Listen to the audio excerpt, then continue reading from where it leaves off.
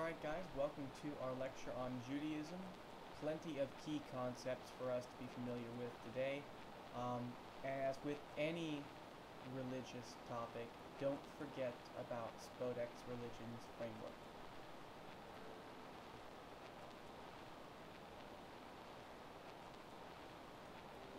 A lot of key concepts, but only one key vocabulary word. It is, however, pretty important.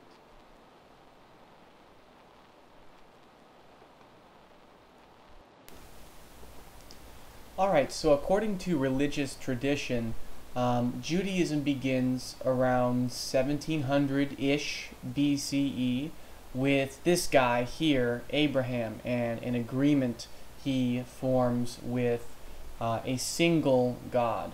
And it's important to note when we look at these religious figures here, Abraham and Moses, that they're not just important to the Jewish religious tradition, but also to the Christian and Islamic traditions, as well as other lesser-known faiths. So keep that in mind when we're talking about similarities between these religions later on.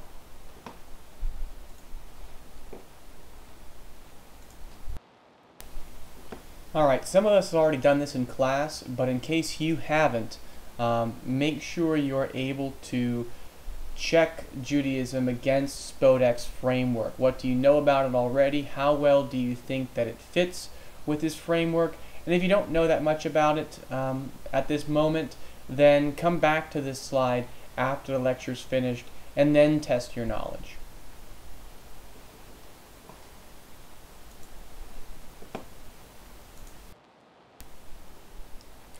Alright, so let's cut straight to the chase, straight to the why do we care, Judaism's significance. Why the heck are we studying this in the first place? Because Spodek says that as a percentage of the world's religious population, Jewish people really aren't that great of a force today. I mean, there's about 15 million followers today out of a world population of 7 billion plus. So how can it be relevant to world history? Well, there's a couple reasons that Judaism is significant, even though it doesn't have a large percentage of the world's religious population tied to it as a religion today. The first reason is because it might be the world's first monotheistic religion. And if you guys weren't aware, monotheism is belief in one God. Mono is the one, the theist part is the God part. There's some debate on this. Some folks believe that Zoroastrianism might be the world's first monotheistic religion. It was a religion that was popularized during the Persian Empire, but may have existed for centuries before that. What there's not too much debate over, though, is the fact that Judaism is way more significant than Zoroastrianism in world history. Why?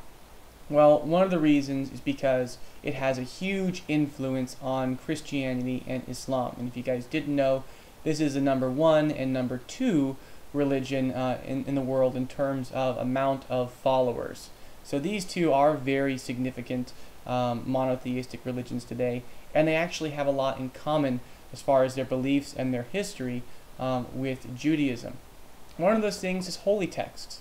The religious scriptures of the Jewish religion, collectively known as the Hebrew Bible, are also known as the Old Testament in Christianity.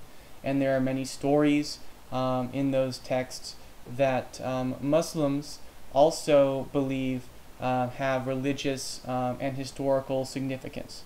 So there's a connection there. Also, a lot of the prophets and religious historical figures are common to more than one of these religions. Like I said earlier, Abraham is seen as the founder of all three of these monotheistic religions, Judaism, Christianity, and Islam. Moses is also seen as a prophet in all three of those monotheistic religions. So it's important to realize that there are serious connections between these religions, and those connections begin with the founding of Judaism.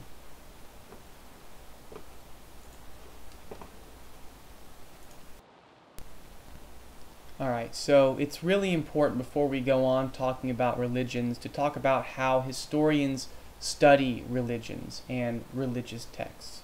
I know that a lot of you might have some personal connection to one or more of the religions that we're studying during this unit, and it's important for us to remove our personal beliefs from the equation when we look at texts from these religions. That's because historians have to do the same. Regardless of their personal beliefs, they have to study religious texts as primary sources like any other document from history. And so when historians ask themselves about the significance of religious texts, they're asking themselves these questions here. Like, why were the stories first told or recorded? Think in terms of occasion and purpose. And what impact did they have on the believers? Not, are these beliefs true or not? And they're certainly not making the assumption that the texts they're studying are just strictly the Word of God and that's it, okay? Or the word of any other deity and that's it. So here's an example. According to Spodek, the earliest texts of Jewish religion may have been written down to encourage Jewish cultural and political unity in a time where they were facing challenge from outsiders, violent challenge from outsiders. That's a human explanation for the production of a religious text, as opposed to the religious explanation being, oh, it's simply the Word of God coming down to the people, right? And I know that our religious belief might be different from the historical study, but like I said, for us in this class, the challenge is going to be treating religious texts that we're personally familiar with as historical documents, and considering the possibility that they may have all been produced because of human factors like this example here, which by the way relates to themes 2 and 3, if you didn't know.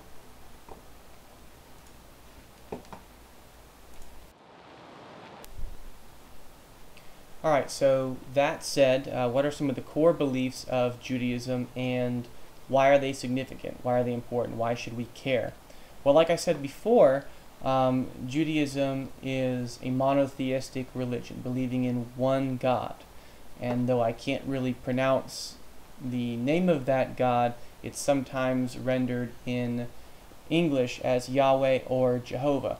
The importance of that and why we should care is that is the same God as the Christian God, or the Islamic God, Allah. In fact, if you guys didn't know, Allah is just the Arabic word for God.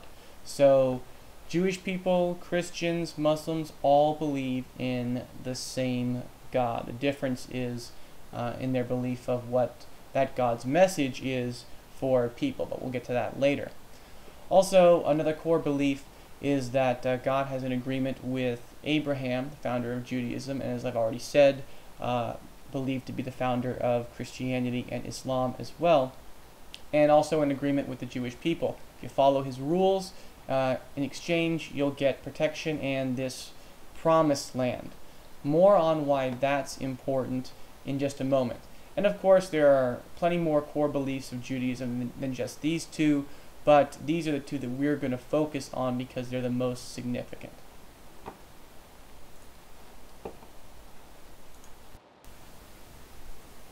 Alright, so let's break up our notes with a little bit of image-based document analysis fun.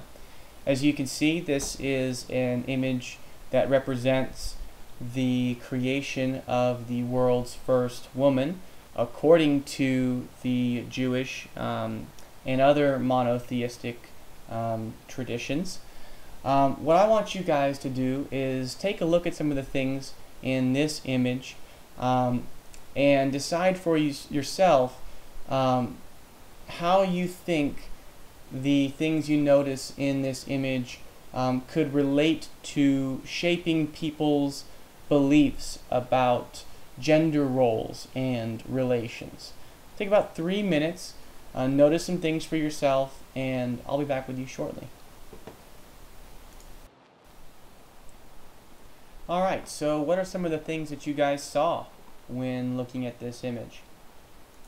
if you're not familiar with the story, the tradition is that Eve is created from Adam's rib, which some of you guys might have noticed here, which to me is kind of interesting because in the normal life cycle, women give birth to men as well as other women, right? But here, the order of that cycle is kind of reversed, right? With God's help over here, Adam seems to be almost giving birth to another life form, which sort of, like I said, goes against the biological understanding of things. So that's one thing I noticed. Another thing I noticed is the relative size of these individuals, all three of them really. God over here seems to be the biggest, followed by Adam. Both, interestingly, are portrayed as male in this image. And then finally, Eve's image is the smallest, which I guess on a basic level makes sense because being born, it's kind of like maybe a child, but if we're thinking in terms of size equating to power and God being the most powerful, then it follows that Adam is the second most and Eve is the third most powerful, or in other words, the least powerful in this power relationship. Now maybe I'm overanalyzing and reading too much into this, but that's part of the fun of document analysis. So you can notice some things in images and connect them to some things that we do know already about beliefs that may have been affected by the transmission of these images and the stories that go along with them. We do know that early Jewish society was pretty heavily patriarchal, and we know that in Christianity there's plenty of examples of patriarchy as well. This happens to be a medieval representation of Eve's creation, so this comes from the Christian tradition, but it may be patriarchal as well as the Jewish story was. So some things to consider about images and stories and how they might not just relate to religious beliefs, but how they might impact our society.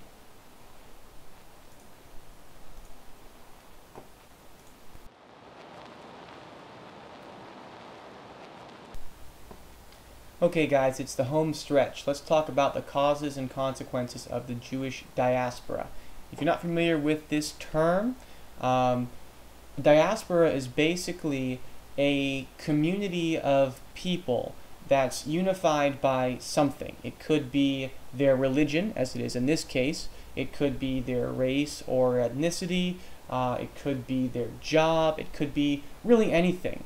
But a diaspora is a community of people that have something that unifies them in common. And that community is spread out over a large territory.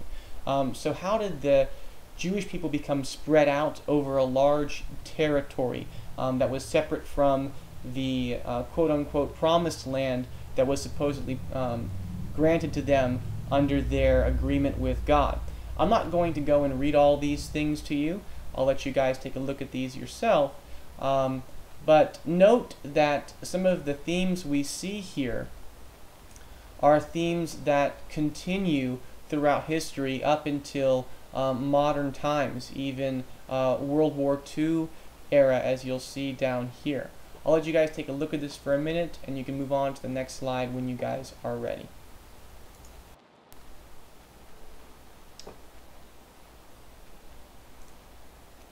Alright, the age-old question, why do we care about the Jewish diaspora and the promised land and how the two connect? Well, let's fast forward to today, and let's put it in terms we can all understand, which is money, the bottom line, right? This chart basically shows us money spent from 1949, the year after Jewish people had a political state created for them in Israel, all the way through almost modern day, a few years ago. And in those 60 years, the United States has spent $58 billion, almost $1 billion each year, just in military aid for Israel because of mostly religious conflict. Forget the $30 billion it spent to aid its economy and the other billions it spent in other ways. This is kind of important. This is how religion impacts not only politics, but our larger world today. And again, it gets back to that message of why we study religions. It's not because I want to preach to you that any of their beliefs are true or not, but it's because their beliefs impact people's actions in world history. And in this case, hopefully you can see, has a big monetary impact as well. When we talk about the tensions between Judaism and Islam in Israel and Palestine, it's going to make more sense why all that money continues to be spent. Well, thanks for watching, guys, and I will see you in class.